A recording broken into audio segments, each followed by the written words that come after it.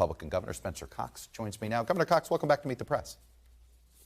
Hey, it's good to be with you again, Chuck. Thanks for having me back. All right, so let me start. I know why you signed this, and as a parent of two teenagers myself, all of us are looking for more tools to figure this out. But I'm curious, before you signed it into law, what kind of legal scrutiny did you put this under? Because there's a lot of constitutional questions about this. Sure there are, and I'm an attorney myself. We looked very closely at this. We worked with our attorney general, my general counsel. We've worked with experts across the nation, researchers as well, and all of the law that is in question here around the First Amendment really was established in the late 90s, early 2000s, before social media even existed. And so we feel very confident that we have a good case here. We expect that there will be lawsuits, and we feel confident that we're going to prevail. And enforcement seems also to be a huge task here.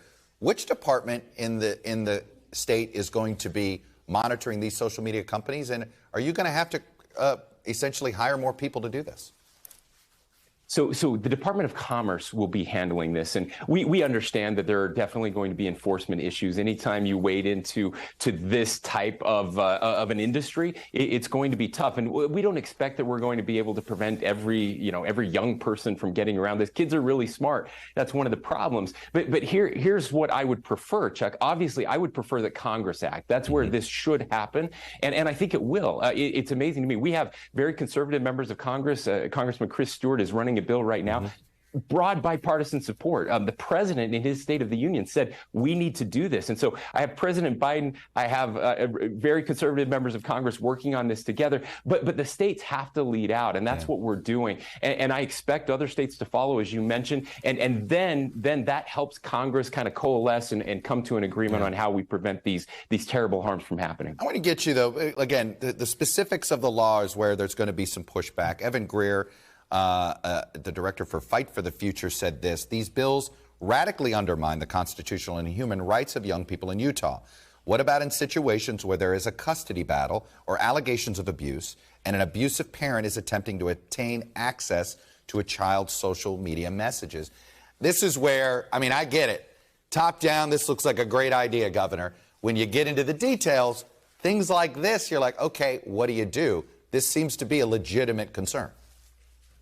Sure. And there are legitimate concerns, and we'll be working through those. So one of the provisions in the bill, actually in both bills, these bills don't go into effect for a little over a year, which gives us time to work through all of those questions, making sure that we're protecting the data privacy of the citizens of Utah. Again, making sure that we're figuring out how these will work. In any custody battle, you have issues surrounding kids and their online activity and what they're doing. So those things are already being worked through in lots of contexts, and we will continue to work through. But this is about empowering families. It's about empowering parents, and it's about holding these social media companies accountable for what we know now. This is a data-driven approach. We've been working with Professor Jonathan Haidt, NYU, who's been looking at this for many years, collecting research from around the world, and we know this is killing our kids. We have to start there. The harm being done to our children far outweighs, and again, this started well before COVID. Since 2012,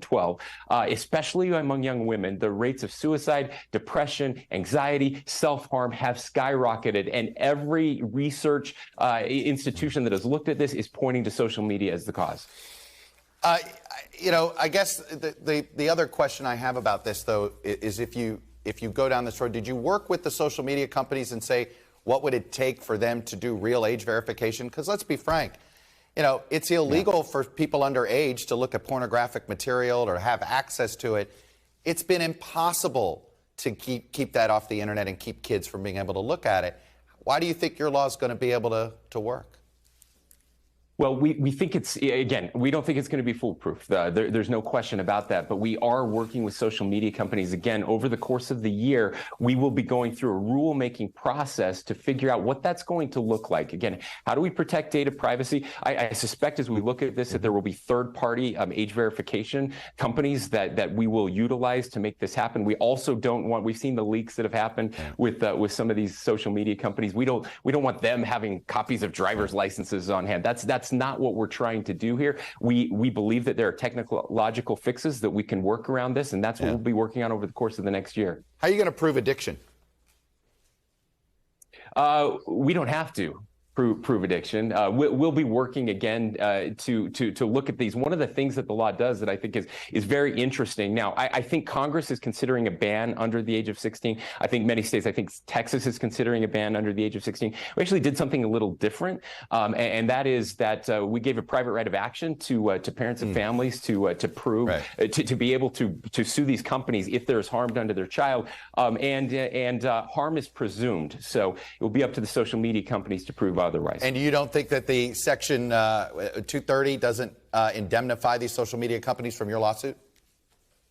No, I don't, because this is real harm, and we think that this will remove those types of protections. And ultimately, what that means is social media companies are going to have to be very careful in giving access to these platforms to kids under the age of 16, where again brains are developing. It's crazy. Listen, Chuck, there is no other industry where we allow 14-year-olds to contract with major corporations to use their data for anything they want. We just don't do this. We're going to look back 10 years from now and think, what did we do? We destroyed a generation of kids with this stuff. We're allowing the tech world to do a giant experiment on the human brain. Frankly, it's not just about exactly teens. what we're doing. Yeah. Governor Spencer Cox, Republican. No. It's about adults, too, and we've got to figure this out for us as well. Trust me, I'd love that ban of 10:30 to 6:30 a.m. to apply to everybody. I'm half kidding, but only half. Governor Cox, thanks very much.